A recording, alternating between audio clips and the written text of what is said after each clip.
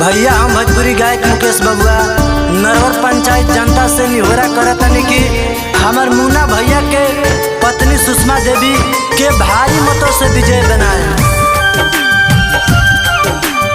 Music by W Yadav.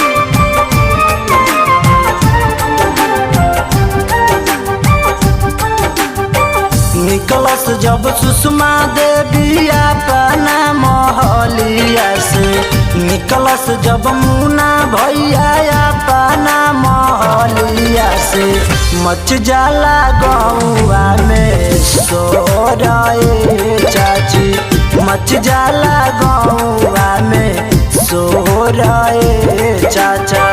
Vote मांगे जालन भीड़ लागे जवना गलिया से, वोट मांगे जालन भीड़ लागे जवना गलिया से, मच जाला गौआ में शोर भैया, मच जाला गौआ में शोर भाभी। मुन्ना भैया जिंदाबाद जिंदाबाद जिंदाबाद, सुषमा देवी जिंदाबाद जिंदाबाद जिंदाबाद, नरवर पंचायत के जनता जिंदाबाद जिंदाबाद जिंदाबाद। हमारा मुखिया कैसा हो, सुषमा देवी जैसा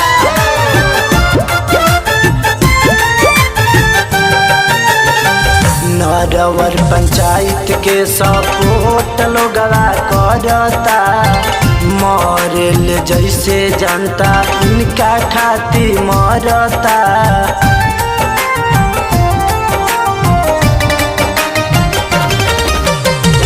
नरवर पंचायत के सपोर्ट लोगवा करता, मरेल जैसे जनता इनका खातिन मरता। भइल सरबोर बाटे सभे खुशहलिया से, भइल सरबोर बाटे सभे खुशहलिया से, मच जाला गौआ में शोर चाचा, मच जाला गौआ में शोर चाची। मुन्ना भैया जिंदाबाद जिंदाबाद जिंदाबाद, सुषमा देवी जिंदाबाद जिंदाबाद जिंदाबाद, नरवर पंचायत के जनता जिंदाबाद जिंदाबाद जिंदाबाद। हमारा मुखिया कैसा हो, सुषमा देवी जैसा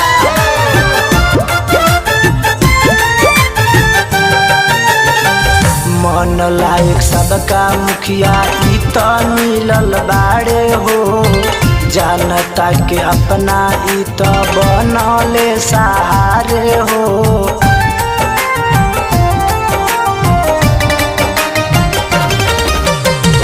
मन लायक सबका मुखिया ई तो मिलल बाड़े हो, जनता के अपना ई तो बनले सहारे हो।